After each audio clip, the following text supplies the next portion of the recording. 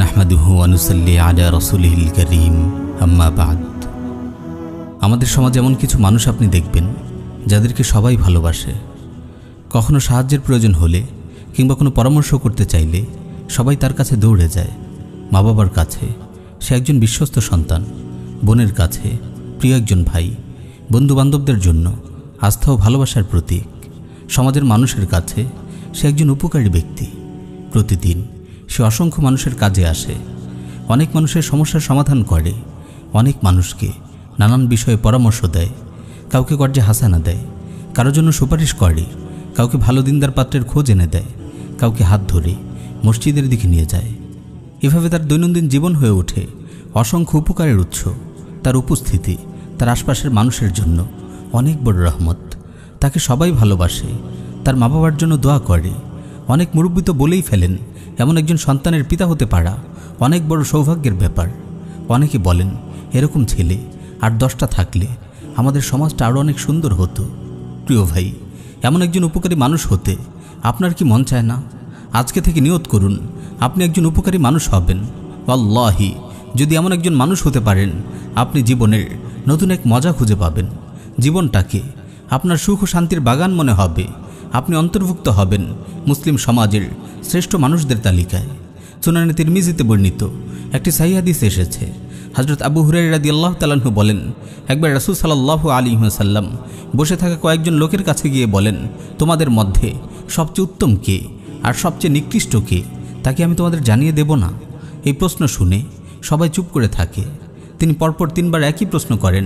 তারপর একজন বলে, ইয়া রাসূলুল্লাহ, অবশ্যই আপনি বলে দিন আমাদের মধ্যে সবচেয়ে উত্তম কে আর সবচেয়ে নিকৃষ্ট কে।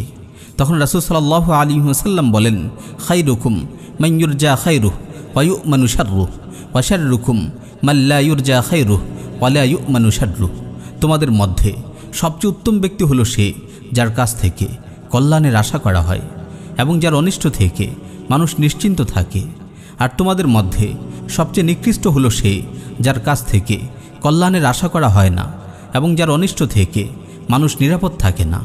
প্রিয় ভাই, একজন আদর্শ মুমিন সব সময় তার ভাইয়ের উপকারে নিয়োজিত থাকে, কারণ সে জানে রাসূল সাল্লাল্লাহু আলাইহি ওয়াসাল্লাম ইরশাদ করেছেন, আল্লাহু ফি আউনিল আবদি মা কানাল আবদু ফি আউনি আখিহি। বান্দা যতক্ষণ তার ভাইয়ের সাহায্যে নিয়োজিত থাকে আল্লাহ তাআলা তার সাহায্যে নিয়োজিত থাকেন। সাহিহ মুসলিমে বর্ণিত আরেকটি হাদিস এসেছে, ওমান ফাররাজা আন মুসলিমিন কুরবাতান ফাররাজাল্লাহু আনহু বিহা কুরবাতান মিন কুরাবি ইয়াউমিল কিয়ামাহ। যে ব্যক্তি কোনো মুসলিমের একটি কষ্ট লাঘব করে আল্লাহ তাআলা কিয়ামতের দিনের কষ্ট থেকে তার একটি কষ্ট লাঘব করবেন। সাহিহ মুসলিমের আরও একটি আশ্চর্য হাদিস শুনুন। রাসূল সাল্লাল্লাহু আলাইহি ওয়াসাল্লাম ইরশাদ করেন, লাকাদ রাআইতু রাজুলান ইয়াতাকাল্লাবু ফিল জান্নাহ ফি শাজারাতিন কাতাআহা মিন যাহরিত তারিক কানাত তুযিন নাস।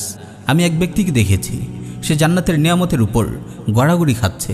সে রাস্তার একটি গাছ কেটেছিল মানুষের চলাচলে কষ্ট হচ্ছিল বলে। সুবহানাল্লাহ, এর চেয়ে বড় সুসংবাদ আর কি হতে পারে? আপনি যতক্ষণ আপনার ভাইকে সাহায্য করেন আল্লাহ স্বয়ং আপনার সাহায্য করতে থাকেন।